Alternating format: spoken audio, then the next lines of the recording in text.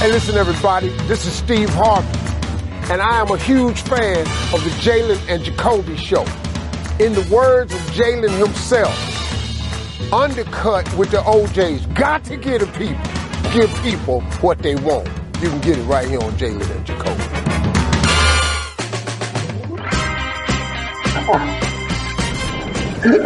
He is Jalen Anthony Rose.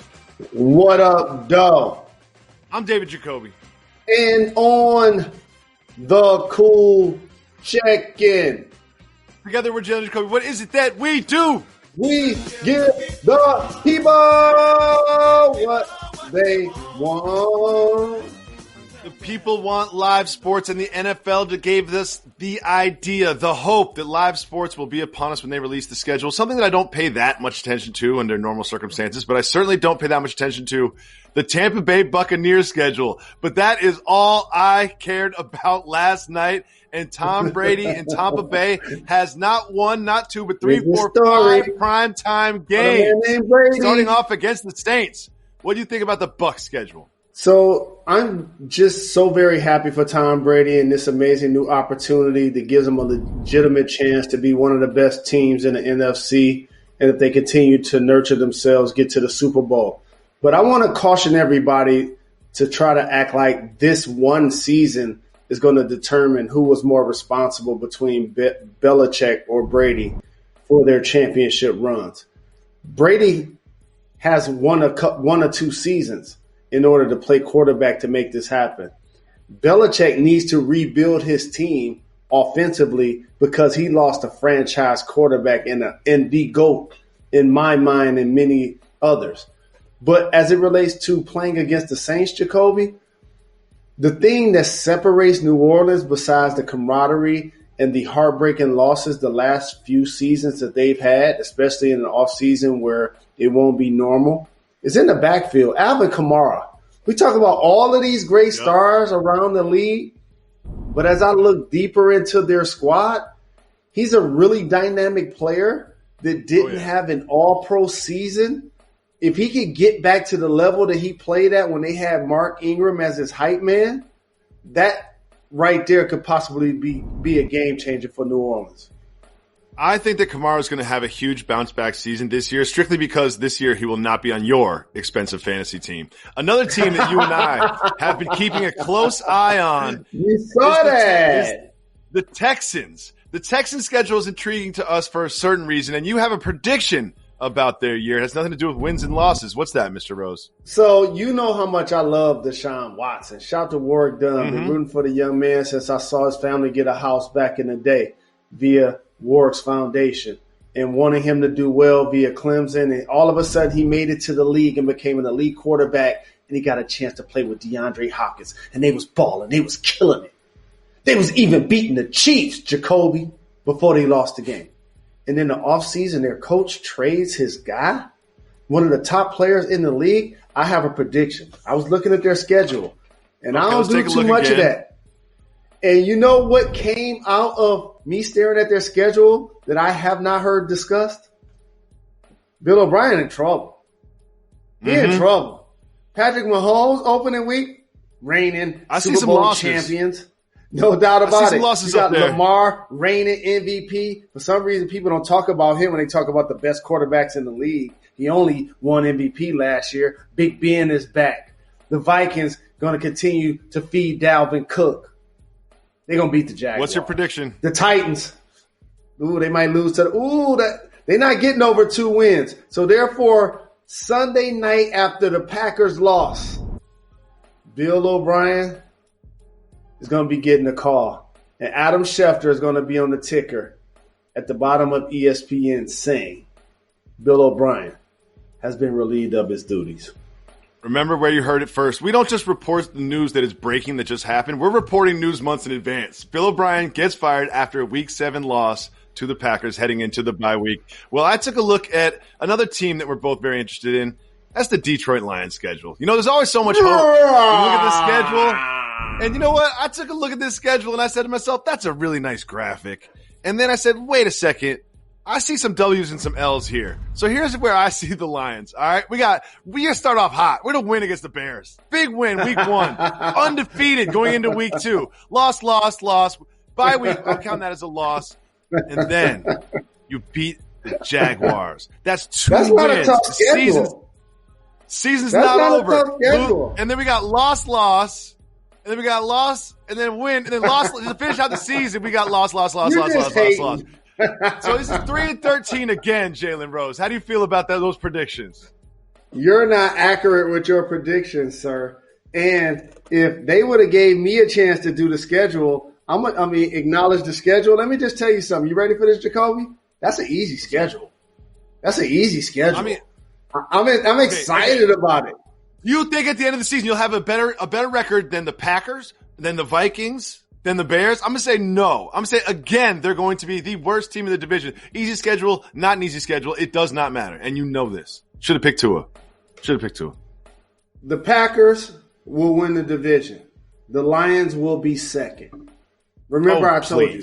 We're going to hover around. Okay. So here's what I do every year when I see the schedule. 11-5. 11-5. It don't even matter who we will play. I love your love for the Lions. And Jalen, not only do we have the hope of live sports in our future, we have actual exciting live sports in our future. This weekend, UFC 249 is almost here, and there's a great card up and down the entire thing, but the focus of this will be a very exciting fight between Ferguson and Gaethje, 2 fighters that just stand in the middle of the octagon and just exchange blows. They won't be dancing around trying to put somebody in an arm bar or something. Like, this won't be one of those break it up guys. Let's see some action. This is going to be so much fun this weekend, and I can't wait. So, Jacoby, this is one of those fights that if you're trying to turn your kids on to sports, you might not want to watch this with them initially. Are you going to have them watching the fight with you? Because there's going to be a lot of blood, knees to the face. I know it's late at night, but I'm just saying. Kids are going to bed. If you're on the West Coast, still put your kids to bed. They don't want to see this. There'd be a lot of blood. My wife is not going to want to see this either. These are the type of fights where it shows me why I didn't do certain things for a living and why I'm scared of those guys. Can't wait. We get UFC 249 this weekend, and we also get The Last Dance. Jalen and I have already seen the episodes. We won't spoil it, but we'll tease it right after this.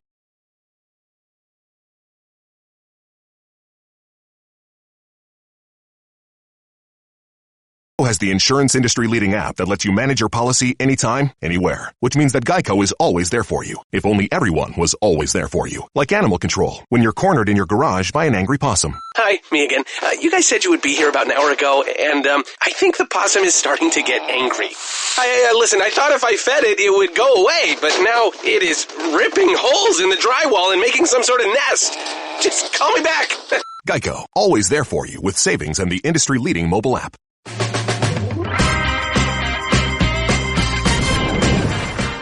Welcome back to Jalen and Jacoby, Jalen Rose. One thing that's been sort of a silver line to this quarantine has been the Last Dance documentary. Every Sunday, all sports fans get together and get the latest 2 installments. Then after that, of course, they listen to Jalen and Jacoby, the after show, with the director of The Last Dance, Jason Hare, and Jalen and myself. But there is someone who's not joining everybody and watching. Pat Ewing. Pat Ewing had this to say about how he's enjoying The Last Dance. Quote, I had to live through that. I had to live through him and all the battles that we had to go through. And now y'all have a documentary to keep rubbing it in my face. Jalen, you had to live through it. You have to watch for work, though. But do you feel a little bit of what he's trying to tell you because of having to live through it yourself? I do. And the crazy thing is a younger audience is getting exposed to Michael Jordan. But that is happening with me playing basketball. They're like, you had a bald head? You played against Michael Jordan? We remember when Kobe Bryant dropped 81 on you, but you was in the league then? And the thing about that, Jacoby, is that's not a fond memory. I'm not enthusiastic about talking about that story. We lost the game. Now, if we had won and I got a ring, that's the only thing I will ever want to talk about. Like somebody would be massaging my feet while I was doing this show currently. I promise you. And I would be wearing the ring all of the time. And so since I didn't get one and we're celebrating all-time greatness like so many people he kept from getting championship rings, I'm with PE on this one. And Patrick Ewing is one of those players. I mean, we've mentioned them before. There's a long list of players, and Malone and Stockton and Gary Payton and Sean Kemp. But Patrick Ewing is one of those players that were it not for Michael Jordan, he would have a ring. I don't think he would be getting his feet massaged right now while he does a television show, but he would have a ring. And Michael Jordan has some great memories in Madison Square Garden. He's got better memories of Madison Square Garden than most people that play. The first one I call it twinkle toes. The second one is just nasty. And I can't help to acknowledge how the Knicks just did Spike Lee so foul. He's been with them since day one. He helped give Michael Jordan street cred. Youngsters. Patrick Ewing was, yes, sir. It is time for you to take us behind the curtain.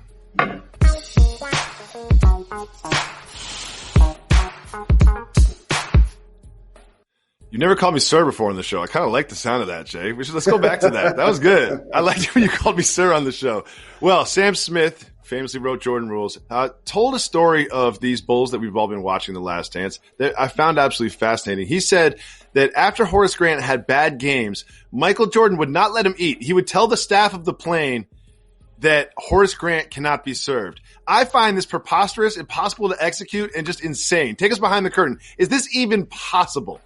It is possible. And the one thing I want the current fan, supporter, follower, player of the league to know is there was an era where a lot of bullying took place. A lot of hazing took place within sports on all levels. High school, there was an initiation, go into the locker room, pull a pillow over the guy's head, and just pelt him with stuff. It happened. We saw some horror stories down south with a couple of bands where members were killed via hazing. It was just a climate then. Michael Jordan understood that he needed Horace Grant to play at his maximum if they were going to be great. And so in his mind, that was his way of encouraging him to be the best version of himself. Now, remember, these are all multimillionaires. It's not like he was starving to the point he was homeless and he could not get a meal. It was just the circumstance of the fact. When you perform, you eat good. That's what I take away from this. Well, Kevin Durant has certainly had his fair share of people he's gone back and forth on the internet with, but the latest is none other than Jalen Anthony Rose. We'll tell you all about that right after this.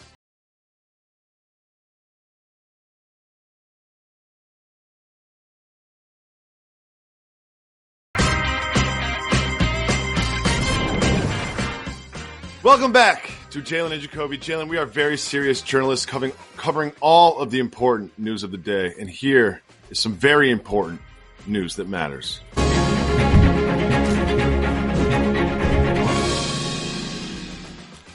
Jalen, every single day on this program, you torment me with a video from a future Hall of Famer and the legend in the sport of boxing, Mike Tyson. I love that video so much. But also, Tip and Mike. Mike and Tip. I like that. Because I see Jalen Rose has his little guy with him, Jalen and Jacob. Right. Jacoby and Jalen. So I'll be the little guy. Tip and Mike. Tip and Tyson. Tip and Tyson. You dig what I'm saying? I like that.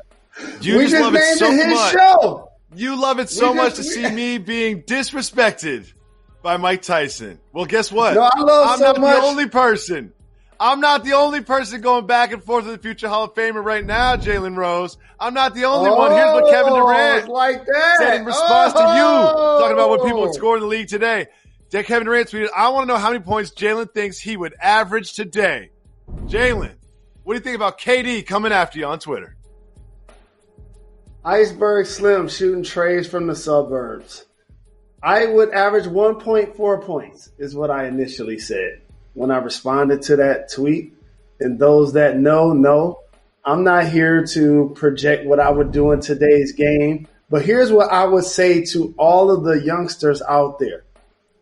When I am talking about what I think Jordan or Shaq or Jerry West would do in today's era with all of the things that have changed about the game, it's not a diss to you. It's not a diss to the game. What ends up happening is people start fighting for their era and they take it personal because they feel like you're dissing the fabric of their existence when the game has just changed. There are rules words that existed didn't exist before, like load management, no back-to-backs. MJ was the MVP of the league, Jacoby. They were still flying commercial. Imagine LeBron James after a Laker game going to LAX in that line 3 miles away trying to get on the flight to go to the next city and play. It was just vastly different. And that's what I acknowledge. Here's what I do know. All I know is no matter any era, KD got you. That's all I know. KD got you on the court you care in about. Any era. Make sure you tune in on Monday, 4 o'clock, ESPN. We will be there.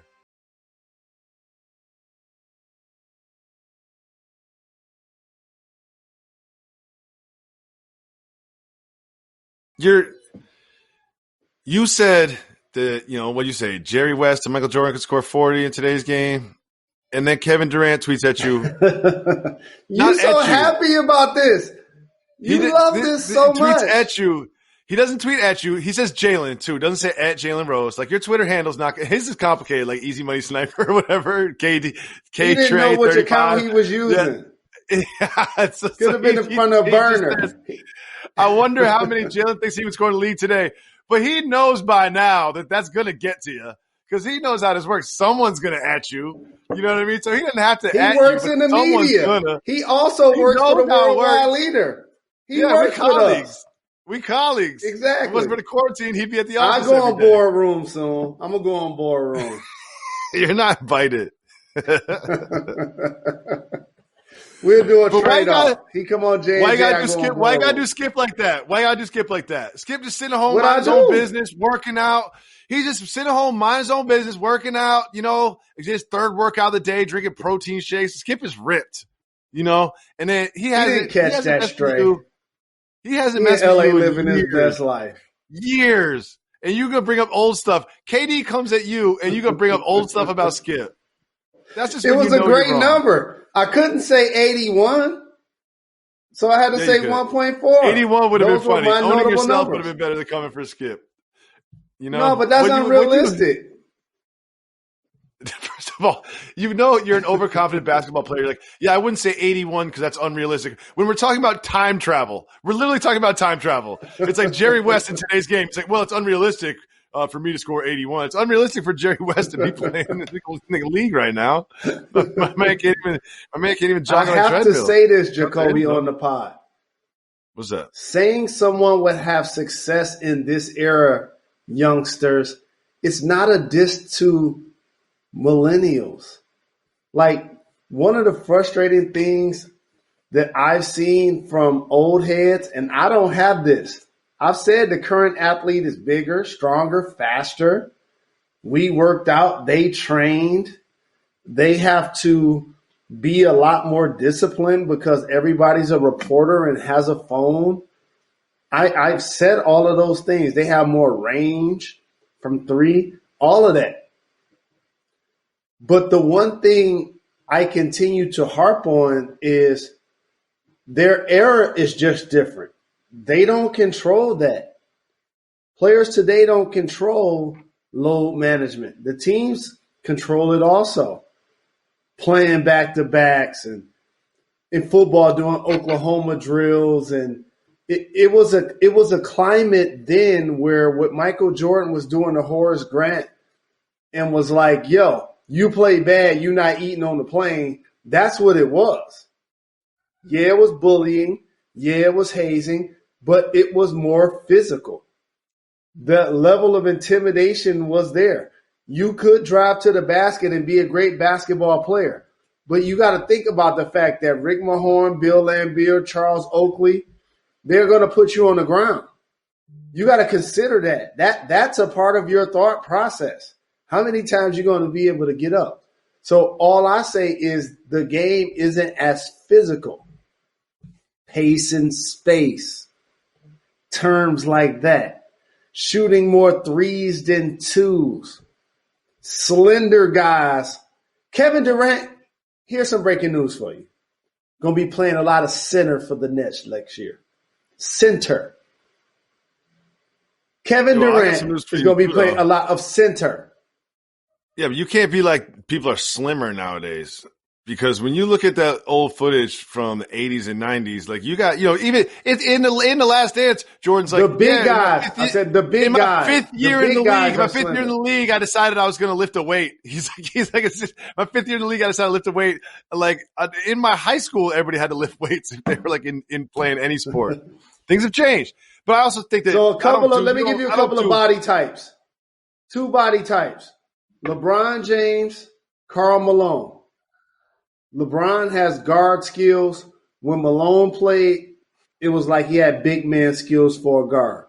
Another one that I did, Kareem Abdul-Jabbar and Kevin Durant.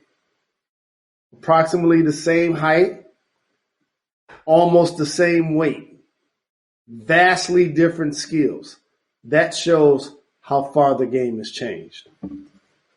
It really has. And I don't do cross-era comparisons because the average basketball player over time gets better. It's just that simple. And the game changes. But I think that what you try to do is you try to deflect away from Kevin Durant coming directly at you on Twitter and start talking about, well, the game has changed and LeBron James's body and Kevin Malone's body. Well, Karl Malone's body. That's got nothing to do with what happened. That got nothing to do with it. Like, I know you don't listen to the questions that I ask because I'm asking you, why is KD coming for your neck on Twitter? And then you're like, well, let me tell you about Kareem Abdul-Jabbar and how his height and weight is and his skill set. No, Kevin Durant is on Twitter being like, you know what? I'm just going to come after Jalen Rose because someone else did. And here's the other thing, KD. I just did some simple math. If I can average 23, Jordan better average double. That was the math. Plain and simple. What? If I can average 23 in the NBA, Michael Jordan better average 46. I'm a bug on a windshield. I don't even you register just said plain on and simple, and you said something that doesn't make any sense. So because you can average 23, Michael Jordan needs to average 46 points a game. There are 5 good defensive teams in the league. You know how many? There are 10 bottom feeders. He'll average 40 against the first 5. He'll average 50 against the bottom 10. How much you think he would have scored this year against the Hawks, the Wizards, the Pistons? How much you think he'd score against them, the Knicks? I'm not teleporting Michael Jordan into 2020. Like, I don't do that. I think that's just silly. It really is. To me, it's silly. It's not All silly. Of this is silly. It's really silly. It's really silly. In order to be like a historian, you got to do that. All right, let's talk history then. They used to jump the ball after every possession. You know what I mean? Like, literally, we talk about the game has changed. Like, they used to, after every bucket, they would go to the middle of the court and jump the ball. I know this because my granddad was like 6'7", and his team would always win because they would win every jump ball. Like, what does that mean? If you put me back then, I'd be dominant. They'd be writing songs about me. I'd be so good if you put me back then. Like, it's just, the cross-era comparison stuff just doesn't work. Doesn't work. So that's why I like to acknowledge dominant versus greatest, because in a cross-era comparison, of course, I know that an iPhone is a lot better than a SkyTel pager.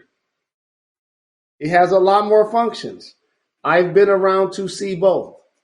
But what I do know is I need to take a little bit from the SkyPage era and a little bit from the iPhone era. And I know this. Whatever happened to Earl Thomas couldn't have happened on the SkyPager. So I weighed both of them and see what's good for either era. The same thing I do for you did here. I love what you did here. Because the iPhone example is my example, by the way. That's my example. but I love what you did here. Back to Earl Thomas. It's not always better. You know, it has more technology. Who's that just paged you 911? Who paged you 911? Let me get to a payphone and call that number right now. Yes. I don't have a quarter. Let me get a quarter. Hold on a second. Hey, man, let me tell you something. I used to get so mad at people that paged me 911. I'm like, don't ever do that. What about this one? When you call collect, they're like, record your name. You're like, call me back right now. Is that Jacoby? Right, real quick. You got like 3 seconds. It's Jacoby, come right. It's Jacoby. I'll meet you in the corner, 55th. I'm downtown at Belle Isle. You on Jefferson. Don't accept this. I'm downtown. On You got to be over 40 to remember that one. You definitely got to be over 40 to remember that one. Now, if you get a collect call, you're like, who got locked up? Who got locked up? Uh-oh. They won't let me out. It's only one of my friends where I get that call. I got one person in the world, but I hear the collect call. I'm like, oh, here it is again. Here it is again. See what I need to do. See where I need to go. All right. So if you don't want to talk about KD coming for your neck on Twitter, that's fine. I wouldn't either. You know what I mean? You take so much joy in Mike Tyson coming after me, but you know what? When it comes to KD, all you do want to talk about is LeBron versus Jordan. I see what you're doing. You know I know what I mean? that's we talk about KD. Now KD. So what's it like having KD come after you? What's it like having KD come after you on Twitter? Well, let me tell you about lifting weights. Lifting weights is different now than it was in the 80s. It had nothing to do with it. You're my favorite. Here's what I need to talk to you about for real, though. We're important. We're not important at all, but we're very serious journalists. You know what I mean? Like we take the power that this platform has very seriously. So we have an update on a story that we did yesterday. We speculated about this is a very serious story. All right. So there's a domestic violence incident between Nina, Earl Thomas's wife and himself. But there is like sort of an element of there's some interesting details. Let's just say that some very interesting details. And one of the things that we speculated upon yesterday was whether or not they were still together and some of the implications of that if they were still together. Like someone tells me his Snapchat's deactivated. I don't think you can find him on Snapchat right now. And you said that if they're together, what'd you say? You said if they're together, what'd you say? She got all the codes. That was if they're together, she got all the codes anyway, so it don't even matter. Those her sites. We have an update. We have an update, Jalen. She gifted him a chain because it was his birthday yesterday. That sounds like they're still together. What do you think, Mr. Rose? I think relationships have issues. And as the youngest of four, I learned a long time ago, just in the neighborhood, whether people have boyfriends or girlfriends, husband or wives or whatever they're telling their friends and their neighbors, that's separated by another term that I learned called pillow talk. And you don't know everything that's happening in a relationship, except you giving advice like you do. They're not telling you everything. You don't know what they've gone through. You do not know. We have no what idea. they No one knows about. Really going on. You don't know what she said. You don't know what he did. You don't know what she did. You really don't know. When you're on the outside, you usually get like a spin. You either get a spin where like he or she is the best or he or she is the worst, and they only come to you to give you one of those sides so you don't get a holistic understanding of the relationship. Another thing is like we have no idea what's going on in their relationship. So I'm not here to judge about whether or not they should still be together. I just like to speculate on some of the things that have changed in their relationship since this incident came to light. Because something tells me that every time his brother comes over to pick up Earl, she's like, "Where you going?" She's like, wait. When she sees that car pull in the driveway, she's like, "Oh, wait, where are you going? Are you going bowling? Are you going bowling?" No, like, that ain't the question, fam. Jacoby, that ain't the question. That ain't the question. Let me tell you from somebody that's been married less than a couple of years. Let me tell you the question. Where are we going?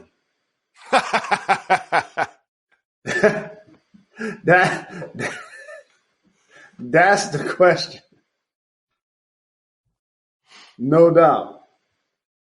Well, I'm glad they figured it out. You know, good for Earl Thomas. Maybe they can put that behind them now. So we got some interesting report Thought about putting this in the television portion, but it's a podcast exclusive. Because KD came for your neck on Twitter, we had to bump it. The Warriors have been planning to make a run at Giannis Antetokounmpo for years. For years. And then there's been stuff like he was on Twitch playing with the Warriors team, getting excited about it, feeding into it a little bit. There's been some Steph Curry, Giannis back and forths. So my question for you is this, as you look at your mentions at everybody hollering at you on Twitter about KD. I see what you're doing. I see you looking down at your phone, not paying attention to me. You're looking at your mentions. You see what people are saying about that's you what we doing? On Twitter. I'll tell you that's what you're doing. Seriously? I'll tell you that's what you're doing. What was I just talking about? What was I just teeing? What topic was I just teeing? I'm going to ask you a question. What topic was I just teeing up? Answer the question. Answer the question. What topic was I just teeing up? What topic did I just tee up? I initially remember, but you talking to me now, so I'm forgetting. I'll wait. Oh, come on, D.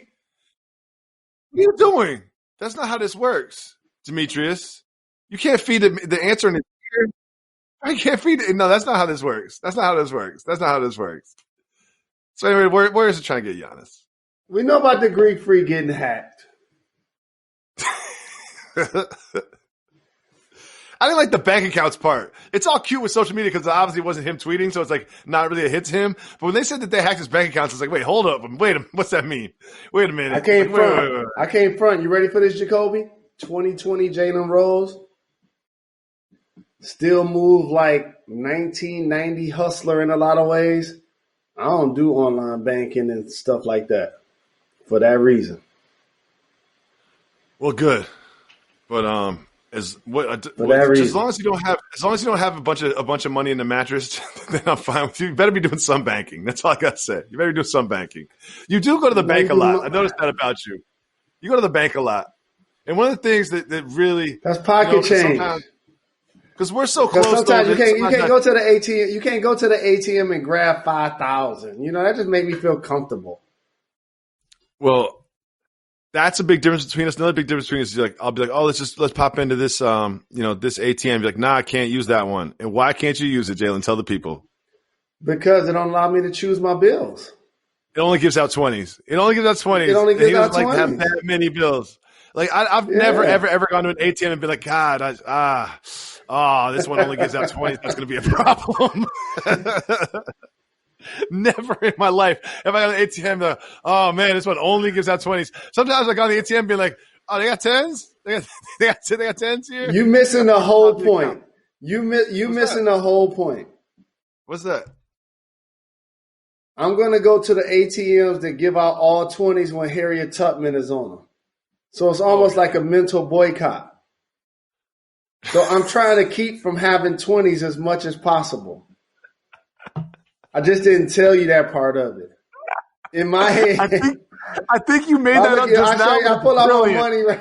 I think you just made that up on the spot right now, but it's absolutely brilliant. It's absolutely brilliant. And you definitely just made it up just right now, but it is brilliant. You're like, nah, I can't go to this one. This bank is racist. They got those 20s. 10s or 50s only, dog. I don't want to see those 20s without Harriet on there. She do all that not to get recognized.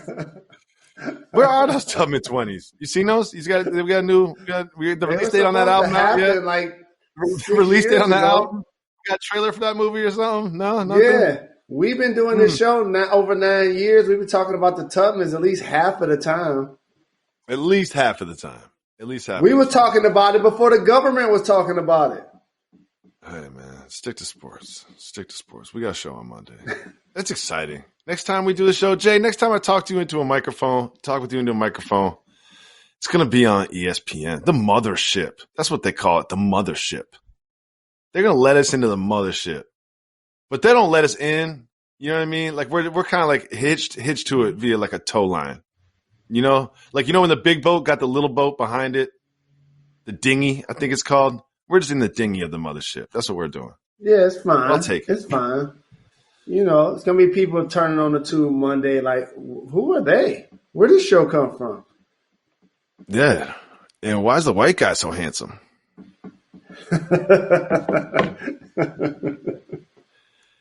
Jalen Rose, this is a big deal, man. Monday, 4 Most o'clock. people don't know that you white. It's funny when they come up to you 4:20. and I see the reaction. People never know that you white. It's so funny. They listen only to the pod. It was really like when we never first started being on TV. Yeah, like when we first started being on TV, I would get a lot of tweets. But by now, I think people started to figure it out. But yeah, definitely white guy. Definitely a white guy. Victoria Dowling and John Jacoby, 2 Caucasians, both my parents. I will also say this, Jalen Anthony Rose. The next time that we are on Wax, we'll be on ESPN, 4 o'clock to 4:20. Is it a coincidence they have us off the air at 4:20? I don't know. But I just got the email. Shows that's used what it to said. be 30 minutes. I know. That's like, the shortest shows on TV are 30 minutes. Right. I'm saying when we get our shot, I'm like, it's like that. As soon as we get on, y'all want to change the time. We got a minutes restriction. They put us on a minutes restriction. We got low management. Like Joel Embiid. Yeah, we got low managed. Monday, can't even get on one show. They changed the whole rules. Make sure you tune in to Jalen and Jacoby for only 20 minutes on the minute restriction load management programming schedule. Why is that, Jalen Rose? We're not done. We're not done. We're not done.